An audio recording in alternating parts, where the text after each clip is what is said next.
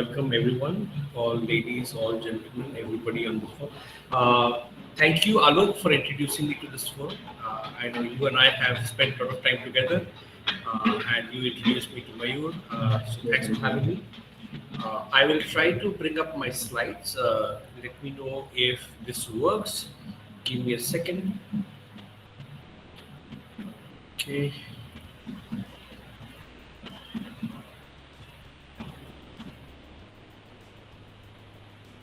I am not sure. All good, Sumit. So are you seeing the full screen or are you seeing? No, I'm seeing we are not in the full screen. You need to do the full screen. God, give me a second. I know why it is. Since I have got dual monitors, it will seek permission which screen to share. Let me know if now you can see the full screen. Yes. You can? Yep. Okay, excellent. So I have got exactly 5 slides. My intent and the key takeaway I would like everybody is what, in my opinion, is the rule book or the framework, the absolute truth of gamification. I believe this as absolute truth. That's my point of view. And I believe if you get the absolute truth through your own skills, through your own craft, through your own understanding, you can build on top of it. So I've got exactly 5 slides. So let's begin this journey. So the first thing that everybody always becomes curious is why are games engaging? What is inherent in them? If you have seen, I'm not sure, have you ever seen small pups play with each other? If you've seen small pups play, they are, trying. It seems like fighting, but it's fun.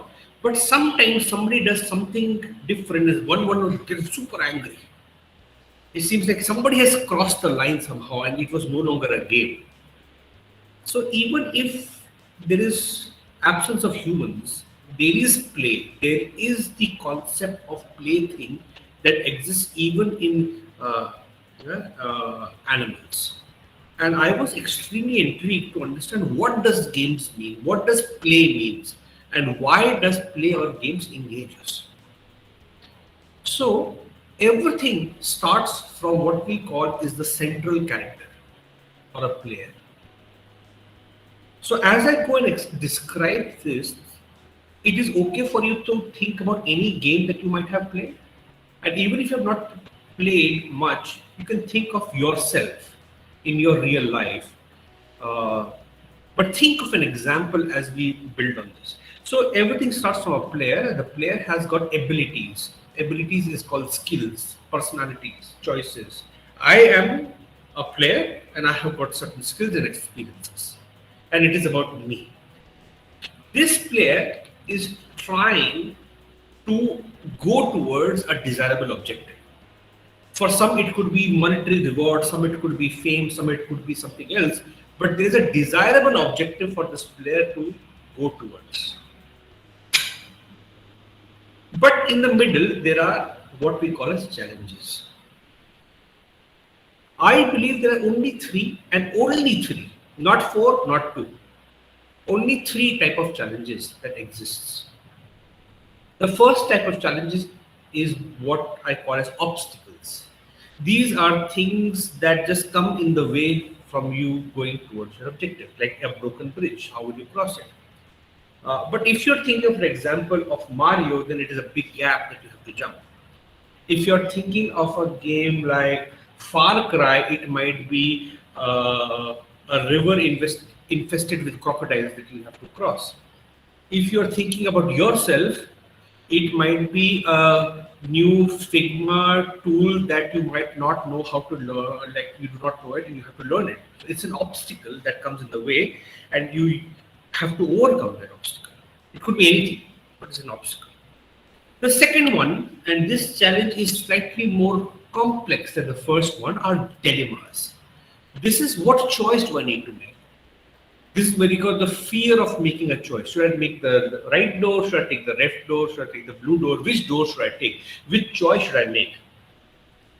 and fairly difficult. And a lot of games give you this situation where,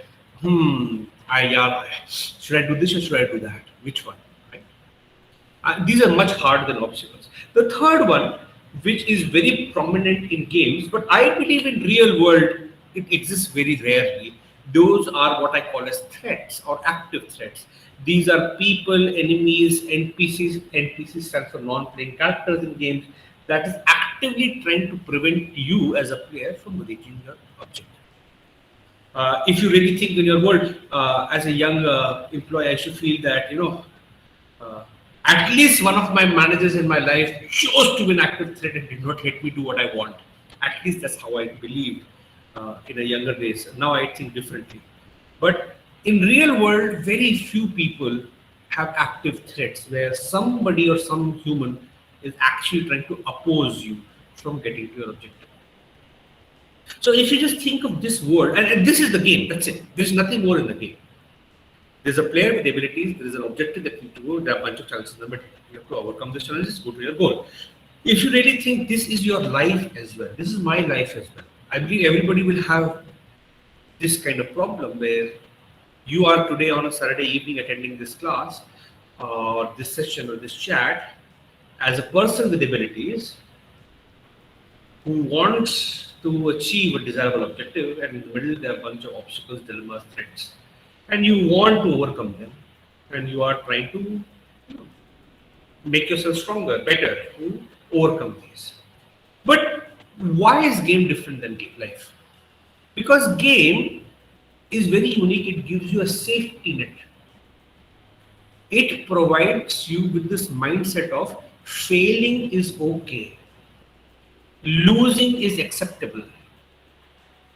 In life, most of the time we feel the consequences or the penalty of failing is very large. You might have heard things like, live your life like a game. Don't fear failure. These things are coming, in my opinion, because just play it like a game. It is okay, you might fail. If you fail, you try again, and then you fail, you try again. Games let you do that beautifully well. You will try, fail multiple times, then you will win, and you feel great about yourself. But in real world, failure has got a huge stigma, as how I think. I remember I used to fear failing a lot. And my failure was different. What would X person think of me? What would Y person think of me? How will I be accepted in my society, and so on and so forth? But as I stopped worrying about this, as I felt it is safe to fail, I started to learn better. My life became more and more like games. So it is extremely critical to know that life and games are exactly the same, except there's a huge safety net. Now, is this safety net real or mental? We'll get to that. To just move this forward, this is not a linear. So I have drawn this in a linear graph. This would be a movie, right? If you have seen Captain Marvel or Avengers, I'm a huge Marvel movie buff. So Captain America starts, goes to the end, movie ends. So that's a linear path. But in games, the same thing is not a linear path, but a loop. It happens again and again and again and again, just like real world. You have abilities, you overcome challenges, you achieve your objectives. Because of that loop, you get more abilities, more experience, more skills. Then life throws you harder challenges for a bigger and a better goal. So this loop continues. It could be extremely tiny, small thing that you want to achieve to extremely large, big loop that you want to attain. So this is the first rule book. There are three and only three types of challenges. If you really understand the player, give some kind of great challenges to attain the objective, fun will happen in a safe way. Before we go to the second, and that's the last rule book, that what type of challenge is fair and what type of challenge is unfair.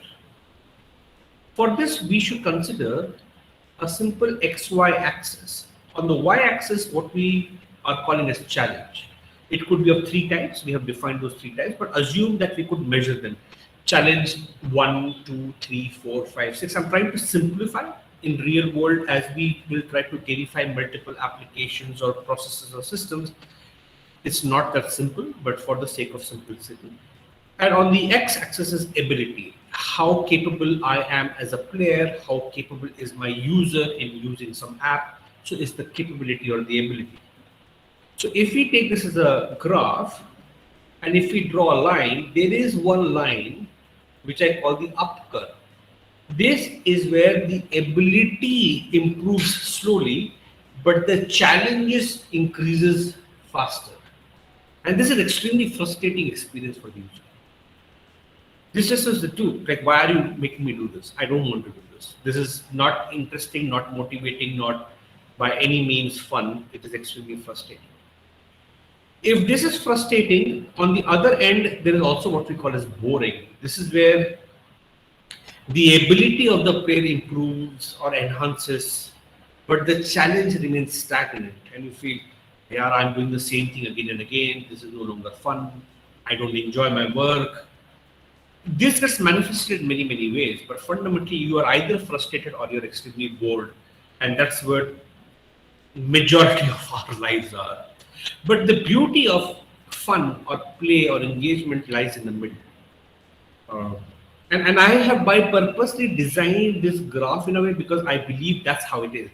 When you start your journey, it's a very fine line where fun will exist because you're just starting, right? But once you have really used a game or played a game a lot and you've really advanced, the spectrum of fun becomes broader and you can have more fun. So two things, let's marry both the things together and we come to the end of this theory and immediately go into some examples and how we can take questions and really dive deep into it. The first one was about loops. And if you know, that loop was ability, challenges, objective, loop. This is the graph of how we need to craft a very fine balance between what is the challenge and what is the ability so that fun happens. In reality, it looks something like this. Multiple loops happens again and again and again and again until we are in part of this fun curve, as I call it. A lot of people will also call this as the zone, Z-O-N-E. That's where you are extremely excited. You are willing to fail. You are willing to try. You are willing to go again and again. And every time you try, you fail, you learn, then you accomplish it. You feel great about yourself. And I have applied this everywhere in my life, whether it is educating my own kids, having great relationship with family, my wife, my friends, my work today in Microsoft, earlier all my games. This is the core formula that I apply and I build on top of it. But in my experience, I have learned there are 4 things, and that's what are the key takeaways that will make it or break it, is what I'm saying. So there are 4 things you must get right for gamification or game to exist, for fun to exist.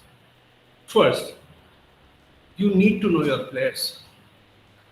In UX and product space and design and product space, we know this, right? What is the job to get done for your users? It's easy to say it and really understand it. If you do not know your player, you will not know what is their ability. If you do not know your players, you will not know what motivates them. If you just do not know your player, I don't believe you can make anything meaningful engagement. Yes, you can try to, and you might get lucky, like a lottery ticket that you can win $1 million. But if asked to do it again, most probably you or I will fail unless we know our players or / users deeply. Second thing, we need to set desirable objectives. And this stems from number 1. And this is where the gamification comes. A lot of people say we'll put a leaderboard, a scoreboard, a scratch card, a reward, a point, a badge. I feel that sure, it works, but it's very surface level thinking about gamification. What is the desirable objective? What is the thing that I am excited to go towards? Because if you not set a desirable objective, there is no play, because user will just say abandon, escape, I don't want to play your game. And this is the second most critical thing that happens. And depending, a lot of people have asked a bunch of questions at what level, where does gamification work, in which life cycle of the user it works. We'll take on those right now. But very clearly, you need to set a desirable objective to achieve. And I believe leading by curiosity, leading by, oh, what is out there? Let me go and find it. It really works in gamification. The third, we must balance ability to challenges and understand we made a very simple graph, but that graph is for one single human. If you've got millions of users, you've got million humans. We have learned how to very easily call them as DAU or MAU or whatever not. It does not. It just says how many DAUs have. It feels not human, right? Every player or every gamer or every user is a human, and they have their own abilities. We try to segment them, we try to cluster them, we try to cohort them. And I feel without using ML, without using data science, without using a lot of analysis and understanding, we can't do this for a one type of user or a single type. You have to balance the ability to challenges. And the fourth and the most important, you must provide feedback and safety. And we'll talk more in Q&A in this one. I know a lot of people have questions. If you have played a great game, for example, one of my all-time favorites is Far Cry. Even if you close your eyes and if you're moving your controller, there is sound input that makes you feel safe versus not safe. It gives you non-stop feedback. What is happening? Are you doing the right thing? Are you failing? Are you doing well? Are you not doing well? Are you in trouble? Are you not in trouble? And I always got intrigued, how can apps let you do that? Another thing that you have to think about feedback and safety, a game has got the most beautiful feature in the world called save and reload. Going back to a point of safety. What does that mean for application? What if I go in a banking system and it says you want a savings account or a checking account? I'm extremely not feeling safe right now because I don't know. What if I make a wrong choice? It's challenge of what type? Dilemma. Which one you want? But if that app told me, don't worry, it's okay, you can change it later. Suddenly I feel safe. I'm like, okay, it's like a save and reload kind of mentality. So these are the four things in the entire framework that you need to get right. If you get it right, you have defined gamification. Before I end and take up on questions, I encourage everybody to stop thinking about gamification as points, badges, and leaderboards. Those are one or two ways in which this rule book can manifest itself. But if you get the rule book, you can create your own understanding of gamification, and that's where the power comes from. That's it from my side. My slides are done. I will now start taking questions and really would love to go into more practicality and usage of these things.